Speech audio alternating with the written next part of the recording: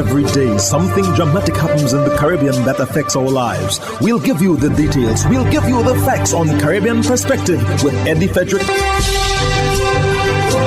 Here's Eddie Frederick. So glad you can join us. An intruder with a toy gun storms into Chief Justice's residence in Guyana and confronts cops. This story takes the lead in our 970th edition of Caribbean Perspective for Friday, 23rd October 2020. Details after this important message. The hurricane season is now upon us, so we as Caribbean people need to remember to think safety and be prepared. Avoid venturing outside during a storm or hurricane, especially if there are strong winds. Rooftops and other debris are often blown about and can cause great damage.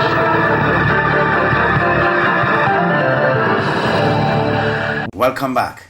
Two police ranks attached to the Georgetown residence of Chief Justice Roxanne George were Wednesday confronted by a lone male who had entered the premises unknown to them carrying a black handgun.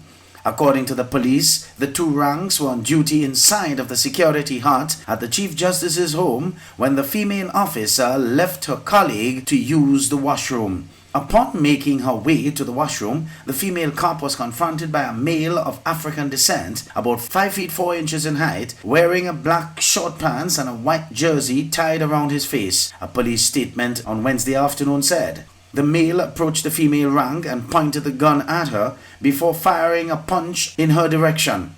However, his fist missed the woman's face and she immediately alerted the other police rank by shouting for him.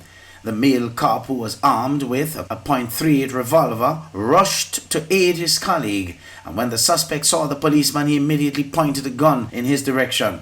The male cop immediately took cover, and the suspect used this opportunity to escape by jumping over the fence. In the process, the gun was dropped in the compound and later picked up by the investigators who suspect it was a toy gun. The probe into the matter continues. Antigua and Barbuda's Ambassador Extraordinary and Plenipotentiary to the United States and the Organization of American States, Ronald Sanders, has called for the OAS to simply do better. He made the comments at the ongoing 50th General Assembly of the OAS. Ursel Charles Jr. of ABS News reports. The Organization of American States, OAS, needs to change if it is to remain relevant, so says Ambassador Ronald Sanders. Sir Ronald says the membership has strayed away from the grouping's motto, which is democracy for peace, security and development. He says in this regard, Antigua and Barbuda differs. Some member states of the OAS have decided that the purpose of this organization is solely political, and therefore development and security issues are less relevant than democracy and human rights. We in the Caribbean strongly uphold democracy and human rights, including free and fair elections. The diplomat spells out in clear terms how an ideal OAS should operate to the benefit of its members. The OAS should be a unified voice in advocating for strong and decisive action on climate financing, not as a concession, not as an act of generosity, but as a moral, political, and environmental responsibility. OAS member states should also be a unified voice for the renegotiation and rescheduling of foreign debt. He says cooperation and multilateralism are particularly important in light of the COVID-19 pandemic gripping member states. Integration and collective action in the OAS should not be an option or a choice. It should be an imperative for all, rich and poor, large and small. COVID-19 has reminded us that no one is safe until everybody is safe. For ABS News, I'm Ursel Charles Jr. One of Trinidad's political analysts, Derek Ramsamouche, has been detained by police in Suriname, lending assistance to a fraud and corruption matter involving Suriname's state bank. 13 days later, having not heard from her husband, Ramsamouche's wife, Camille Paji, is calling it an illegal detention. Ovashitawari Rupnarayan of TV6 News has more. Pollster, political analyst and consultant Derek Ramsamouche has been detained by Suriname's police, assisting them with investigations into a fraud and corruption matter involving the Suriname's Post Savings Bank. Ramsamouj had been in the country since January as he worked on the country's recent election. He'd finally secured a flight to Miami for another project, but 2 days before takeoff, he was visited by police. They asked him to come to the police station the next day. He spoke to me with the officer present, and he indicated to me and the officer that he would cooperate in every way, and that I would also help by sending any information the police requested from the business records that are in Trinidad.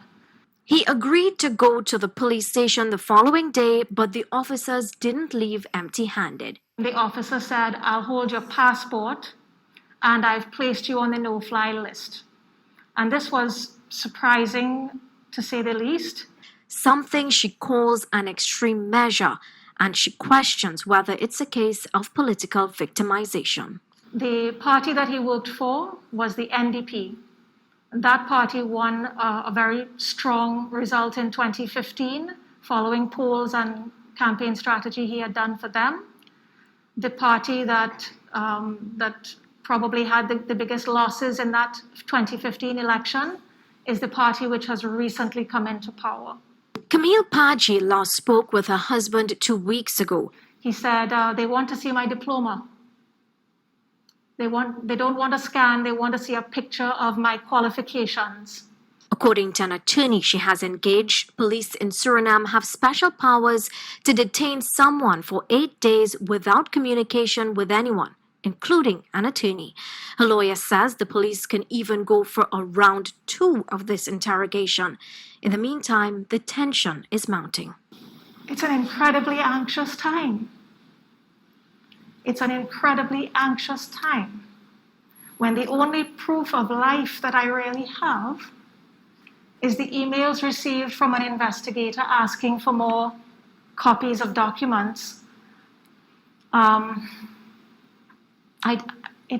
It's like a kidnapping. Ms. Paji tells us while Suriname's media have been announcing charges, she has no knowledge of them as she has never been communicated with, and Ramsamouj has not had access to legal counsel. They could twist anything they want. That doesn't bother me because I know that all of the work done was the work that is consistent with his business, and we have delivered all of the proof of those projects, the reports and the data collected. Those don't worry me. What they say in the Suriname media is obviously irresponsible, but that doesn't worry me. What worries me is that he's 59 years old, diabetes, heart conditions. I know that his health needs daily careful management. Paji worries about her husband's health, being isolated as he is in a Dutch-speaking country. What do you want people to know? I want people to know that this is an illegal detention. I want people to know that as a citizen, you have a human right to wherever you go. If authorities feel that they have some business with you, you have a legal right, you have a human right to have legal counsel. Ms. Paji says she has contacted the Ministry of Foreign Affairs, which has agreed to investigate the pollster's detention from their vantage point and seek a meeting with him to ensure his safety. Urvashi Tiwari Rupnarayan, TV6 News.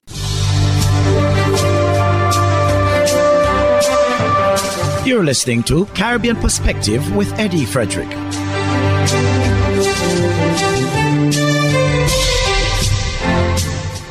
COVID is spreading in the workplace. This confirmation on Wednesday from the Ministry of Health as new COVID cases continue to be recorded in spite of existing lockdown measures. TV6's Renessa Cutting reports. It's been 7 months of COVID-19 protocols and the lockdown measures in TNT, but the virus is still with us. Last week's average of about 30 to 32 per day.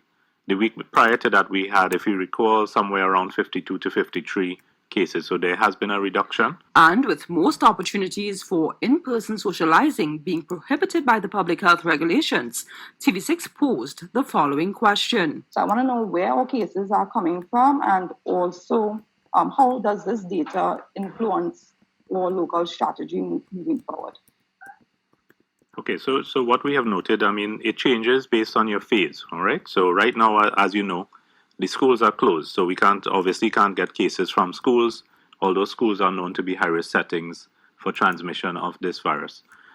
We find that, of course, most of the cases that we're getting are linked to the workplace because we have the workforce being out so most of the cases, I would say, as you indicated, what other countries are coming from the workplace.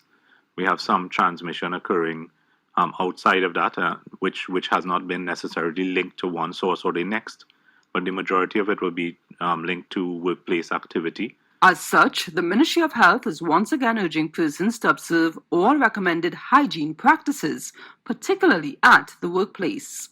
Eating with co-workers. I see this as a very, very high risk for transmission of COVID because, of course, when you are eating, you are unable to wear your mask. When you are drinking, you are unable to wear your mask. So these are scenarios when you get together with your people at work, your co-workers, to eat. You need to ensure that you are adhering to the physical distance. The University of the West Indies is at this time conducting research into the strains of the virus present in this country, as 6 different strains have been detected globally. There's subtle variances in the subtypes. However, it has not been shown, at least at this point, that these viruses and the subtypes have significant differences in terms of the way they are transmitted or their infectivity or the clinical outcomes with different strains. And while our borders remain closed, TNT continues to repatriate citizens on a managed basis, an exercise which has also been contributing to our daily recording of new cases. As we have noted in the United States, the UK, Europe, and other parts of the world, there is a recent upsurge in number of cases that have occurred. We were looking very closely at the international community to see if we could have eased on the moderate to high risk countries in terms of relaxing that and letting people quarantine at home. But with the recent upsurge in cases, it puts that possibility a little further down in terms of us going that way. We noted, and I said on air last week, that out of 67 people that came back from US, 7 of them came back as positive when they did the day 1 or day 2 swabs. And we have seen, even in as recent as yesterday, someone coming in from Barbados and having a day 7 swab after getting a day 1 negative swab and turning out positives. The Ministry of Health says it is working with the Ministry of National Security to repatriate roughly 100 citizens every 10 days. Renessa Cutting, TV6 News.